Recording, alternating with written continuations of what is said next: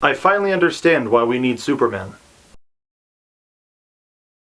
I've always been of the camp that Superman is someone who's way too powerful and somebody that I can't really relate to. If there's anybody in the JLA that I can empathize with, it's Hal Jordan, the Green Lantern. As a kid, I used to watch the cartoon and love it. I really did. It's beautiful, it's Bruce Timm's design, and now I don't really see the substance of the character. Max Landis addressed all of this in his Death and Return of Superman video. But I have always had a disconnect with Superman in a starring role. When I was reading the Identity Crisis storyline, a story about the elongated man Ralph Dibny, things started getting super serious when Superman showed up, calling in the big guns. There was another book that I picked up by title alone, Emperor Joker. It was a Superman book, but Joker takes Mr. and Mrs. Pitlick's power and creates the universe in his own image, making Lois Lane his queen. The story itself is about Superman being strong enough to withstand the Joker's universal mind control, reuniting with the Super Family and destroying evil. Everything relating to Superman, Superboy, and Supergirl is boring as feck. The story between Joker and Batman is much more interesting, and it only lasts a couple of panels. Superman still clicks for some people, but it hasn't for me. Until recently, that is. With all the excitement surrounding the new Superman movie that's coming out this summer,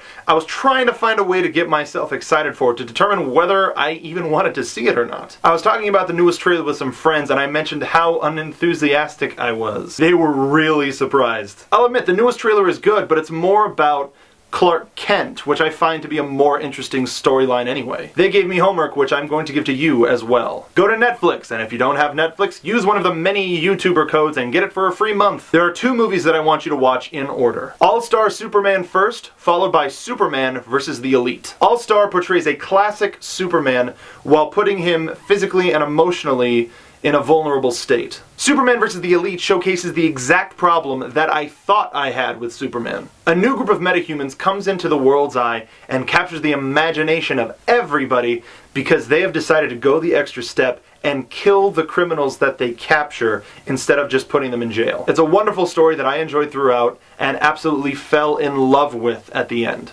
I'm ready for Superman to come back.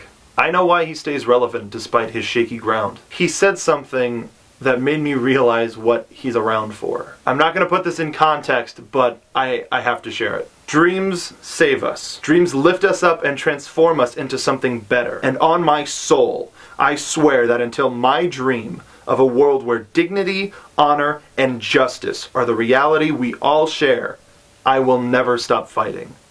Ever. We always need a better example whether we like it or not. We've fallen into a place with society where we are surrounded by death, war, and shouting heads who think they know what the hell they're talking about. Our sense of revenge for all of the death that happens to those who we care the most about makes us yearn for a solution that gives us instant gratification. We don't have someone like Superman in the real world, so that's what makes his non-existence a little bit harder to deal with. We don't have someone who can make those decisions for us. We don't have someone that we can always look to remind us that there's always a better way, a peaceful way. The responsibility lies within us all to remind each other that there is always a possibility for peace. All it took was an imaginary alien to remind me how much humanity we all still have. Thanks, Superman.